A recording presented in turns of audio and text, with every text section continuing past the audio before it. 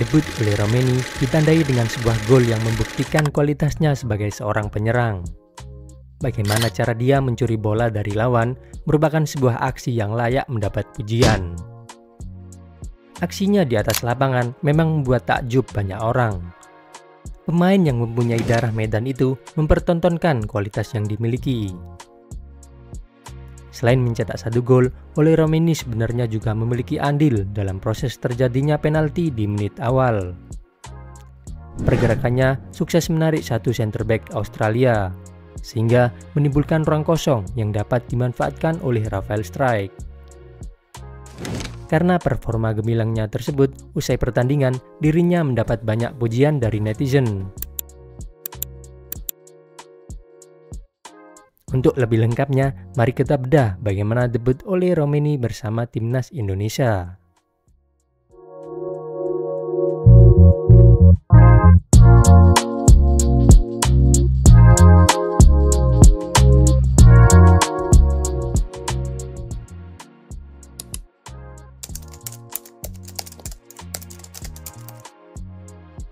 Pada laga debutnya, Oleh Romeni bermain sebagai penyerang. Di atas kertas ia mengisi pos winger kiri, menemani Struijk dan Marcelino yang juga menjadi penyerang depan. Ketiga pemain tersebut sepertinya diberi kebebasan dalam bergerak, terutama di fase menyerang. Posisi yang dimainkan di awal laga bukan paten. Artinya di tengah-tengah laga, Marcelino, Struijk, dan Oleh Romeni bisa saling bertukar posisi. Kemudian, pelatih asal Belanda, Patrick Kluivert, juga menginstruksikan penyerangnya untuk tetap berdekatan. Mereka cenderung beroperasi di mana bola berada. Sebagai contoh, di sini Romeni yang bermain sebagai sayap kiri terlihat berada di koridor tengah, mendekat ke kanan waktu bola berada di area tersebut. Di momen selanjutnya, rotasi posisi dilakukan oleh penyerang depan. Kali ini Romeni mengisi sayap kanan, dan di sini posisi Marcelino, Struijk, dan Romeni berdekatan di area tengah. Sementara untuk menjaga kelebaran, Indonesia memanfaatkan Kevin Dix dan Dean James yang bermain sebagai wingback.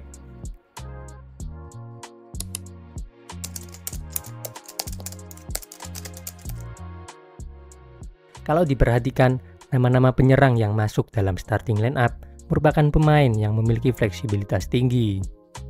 Struijk dan Romeni bisa bermain di 2 posisi berbeda, yakni striker dan winger.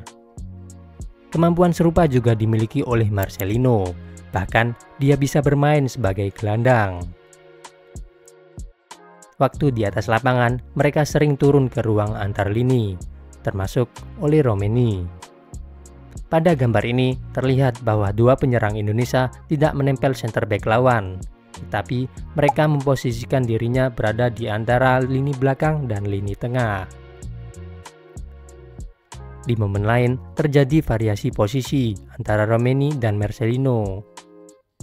Di sini Romeni memperlihatkan gestur yang ditujukan kepada Marcelino agar tetap stay di depan, sementara dirinya turun ke ruang antar lini. Dengan begitu, maka penyerang berusia 24 tahun itu terbebas dari marking lawan dan bisa menjadi opsi progresi.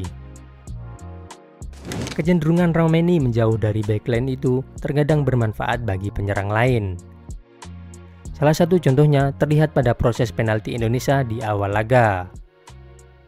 Pergerakan pemain bernomor punggung 10 itu mampu menarik satu center back Australia untuk keluar dari posisinya. Ruang kosong di belakangnya bisa menjadi target umpan dan berhasil diekspos oleh Rafael Struijk. Serangan ini membuahkan penalti setelah penyerang Indonesia dijatuhkan di kotak terlarang. Sayangnya, eksekusi dari Kevin Dix membentur tiang gawang, sehingga kesempatan Indonesia untuk unggul lebih dulu gagal didapatkan. Selain menarik pemain keluar dari posisinya, turunnya ke ruang antar lini juga terkadang membuat Romeni tidak terdeteksi oleh lawan. Contohnya di sini, waktu ia ekspos ruang belakang lini Australia dari second post.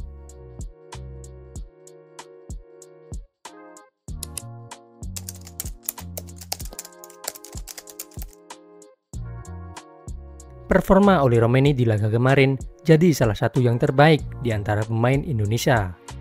Kerja kerasnya layak diapresiasi. Bahkan ketika tertinggal, rasa tersebut tak luntur sedikit pun. Pada fase menyerang, pemain yang mempunyai darah medan itu aktif untuk membuka ruang. Terkadang hal tersebut dilanjut dengan aksi individu, seperti dribble progresi. Dari beberapa kesempatan yang didapatkan, mengindikasikan bahwa Oli Romeni bisa menjadi pedribble hebat. Gerakannya memang terlihat simpel, namun kualitasnya dalam menggiring bola cukup bagus. Di klip ini, sebelum menerima umpan, ia terlebih dahulu melihat situasi di sekitarnya. Karena aware dengan lawan yang ada di belakangnya, Romeni memindahkan bola ke kaki terjauh dan menggunakan tangan untuk menahan pemain Australia. 3 pemain berusaha merebut bola darinya, tetapi penyerang Indonesia itu berhasil mempertahankan penguasaan. Sayang, aksi ini diakhiri dengan passing yang kurang baik. Kemudian di fase bertahan, kita juga dipertontonkan sebuah aksi yang cukup bagus bagi seorang penyerang. Di sini, setelah bola berpindah penguasaan ke Australia, Romeni yang berada di dekatnya turut terlibat melakukan counter press. Pressingnya tersebut diakhiri dengan tackle yang membuat bola kembali ke penguasaan Indonesia. Momen lain juga memperlihatkan bahwa ia tidak malas bertahan meski sudah tertinggal 3 gol. Pressingnya ini sukses merebut bola dari kaki pemain Australia. Buah dari penampilannya yang sangat luar biasa, Oli Romeni bisa menciptakan 1 gol yang dalam prosesnya membuktikan mentalitas yang dimiliki. Ketika ada bola liar, Romeni segera buka ruang untuk menyambut umpan. Di sini sebenarnya passing Kevin Dix tidak sempurna, bola malah jatuh di depan lawan. Tapi berkat semangat yang dimiliki, Romeni menambah kecepatan guna menjemput bola. Akhirnya ia bisa mendahului lawan dan sukses mengakhirinya dengan sebuah gol. Berdasar penampilannya di pertandingan kemarin, jika tidak ada masalah cedera, namanya kemungkinan kembali masuk dalam starting line up waktu menjamu Bahrain. 1 gol di pertandingan debut semoga saja menjadi pertanda baik dan menjadi awal dari puluhan atau bahkan ratusan gol yang diciptakan untuk timnas Indonesia.